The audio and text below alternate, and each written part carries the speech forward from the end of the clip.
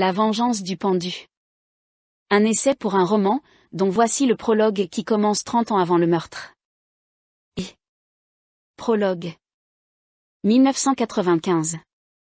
Yvan Laporte, un jeune aventurier avide de sensations fortes, avait parcouru des milliers de kilomètres pour atteindre l'île de North Sentinel, une île mystérieuse et interdite au cœur du golfe du Bengale, entourée par l'océan Indien.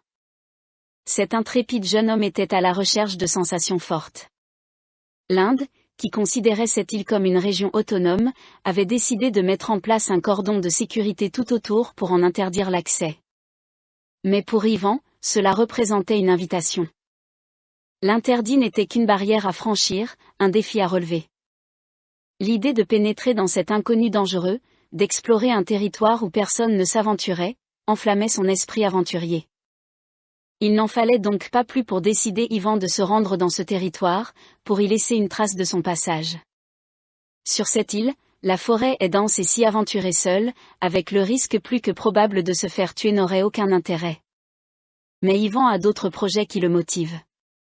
Au sud de l'île, il y a des criques et surtout des falaises, dans un décor à couper le souffle, qui n'ont jamais été escaladées par personne. Le terrain de jeu parfait pour cet amoureux de l'extrême. Si notre fou du sport extrême peut parvenir à planter son fanion sur la plus haute de ces falaises et s'y filmer, pour le mettre sur son blog, sa réputation chez les adeptes de sensations fortes ne sera plus à faire. C'est donc ce qu'il entreprend. Du pied de cette falaise, Yvan observe les possibles passages. Il se dit que c'est un jeu d'enfant, mais qu'il vaut mieux être prudent, car il est seul et sans possibilité d'être secouru. Et à cette époque, il n'avait pas encore son téléphone portable dont il fera l'acquisition 2 ans plus tard.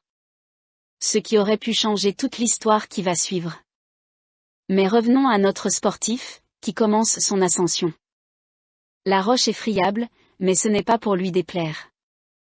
Le temps est ensoleillé, ce qui rend l'escalade plus agréable encore, et le rendu de paysage encore plus merveilleux. La crique, sous lui, est remplie d'une eau turquoise d'où émerge une chaîne de rochers en arc de cercle. Yvan voit déjà les photos qu'il va pouvoir en tirer. Mais avant tout, il doit commencer son film et y mettre ses commentaires. Il place donc la caméra sur une petite excavation au-dessus de lui. Vu sur son visage avec comme fond, la crique azurée. Et il commence à parler. Salut les blogueuses et blogueurs, j'espère que tu te portes bien. Sinon relaxe max et regarde ce décor d'enfer. C'est pas de la balle, ça? Eh oui ma poule. Chose promise, et j'y suis. L'île de North Sentinel, là où vit une des dernières tribus sauvages, les Sentinelles, bien sûr. Ça sonne bien, non? Des Sentinelles. Vous savez que ce peuple indien n'a pas évolué depuis 60 000 ans. 60 000 années c'est dingue. Et ces gars-là sont les plus hostiles de la planète. Ils tuent tous ceux qui osent s'aventurer dans le coin. Yvan interrompt son discours quelques secondes et tourne la tête. Un bruit la distrait plus bas. Il scrute, mais ne voit rien. Alors il reprend avec le sourire. Désolé les petits loups. J'avais cru entendre marcher. C'est que j'aimerais éviter de finir en plat de résistance aux cannibales.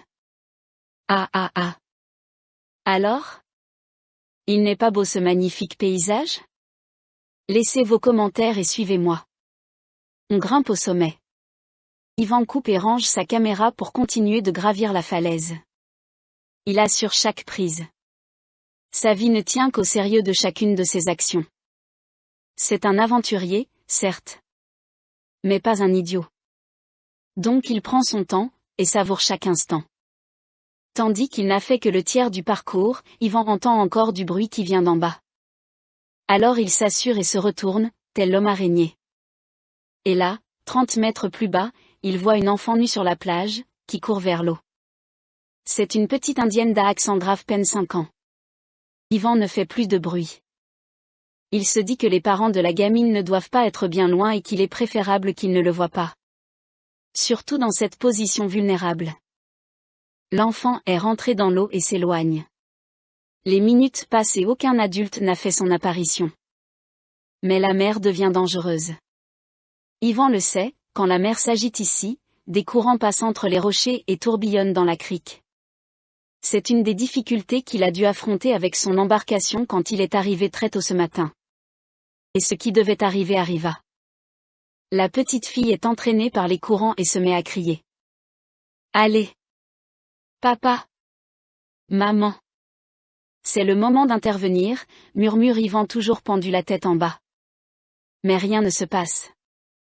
Et la fillette est projetée contre un rocher, heureusement sans gravité, mais continue sa course vers la pleine mer. Bon sang, s'exaspère Yvan. Qu'est-ce que je fais? Bon tant pis, j'y vais. N'écoutant que son courage, Yvan sort une corde de son sac, plante un ancrage puis déroule sa corde accrochée. Il s'assure dessus et avec l'aide d'un descendeur, se laisse glisser rapidement jusqu'en bas de la falaise. Il regarde à droite, côté plage. Mais aucune personne en vue. Alors il court vers la mer. Il court comme il peut dans ce sable fin qui le freine. Enfin, au bord de l'eau, son cœur battant à tout rompre, il scrute au loin quelques secondes, le temps semblait s'étirer, chaque seconde une éternité. Puis, au loin, il aperçut enfin la silhouette frêle de la petite fille, à peine visible dans le tumulte des vagues. Alors il plonge, et nage comme un dératé, chaque muscle tendu par l'effort et l'adrénaline. L'océan semblait animé d'une volonté propre, une force indomptable qui s'opposait à chaque mouvement. Les courants le tiraient en arrière, tandis que les vagues, énormes et imprévisibles, le balançaient sans pitié, le brinque-ballant dangereusement vers les rochers. Mais c'est un sportif courageux qui ne s'en laisse pas compter. Ce n'est pas un novice, des années d'entraînement, d'épreuves physiques, l'avaient forgé pour des moments comme celui-ci. Il n'avait jamais été du genre à abandonner.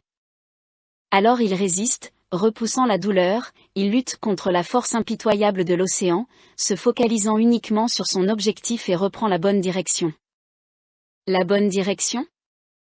Il ne sait plus, la petite fille a disparu. Rien. Tant pis, il continue de plus belle, se battant avec rage vers la pleine mer. Il atteint enfin la sortie de la crique. Soudain il voit une main, à 20 mètres de lui. 20 mètres c'est peu, pense-t-il, mais 20 mètres dans ces vagues et ce courant, c'est encore une sacrée bataille. Plus haut, sur un rocher dominant la crique, un vieil Indien observe la scène silencieusement. Son visage marqué n'exprime aucun sentiment. Les bras croisés sur sa poitrine, il regarde Yvan se battre avec les éléments. Celui-ci arrive enfin sur le lieu où il a vu la petite fille. Cette main qu'il avait entrevue, cette main qui était peut-être sa dernière chance de réussir, avait disparu dans les flots. La petite fille n'est plus là. Du moins, plus en surface. Alors Yvan, dans un dernier espoir, plonge sous l'eau. Les secondes passent et il remonte seul, il a échoué. Il secoue la tête. Ce n'est pas possible, se dit-il. Je ne peux pas échouer, pas si près du but, alors il replonge encore une fois. Les miracles n'arrivent que si on les provoque. Yvan remonte avec la petite indienne inconsciente. Dans un mauvais film, l'action s'arrêterait là, mais pas ici, ce n'est pas fini. Il faut ramener la jeune noyée au rivage. Impossible de reprendre le même chemin. Alors notre héroïque sauveur se laisse aller, porté par les courants, qui le mènent vers une autre plage, quelques centaines de mètres plus loin. Épuisé, après avoir vérifié que l'enfant respirait, Yvan s'écroule sous le soleil brûlant.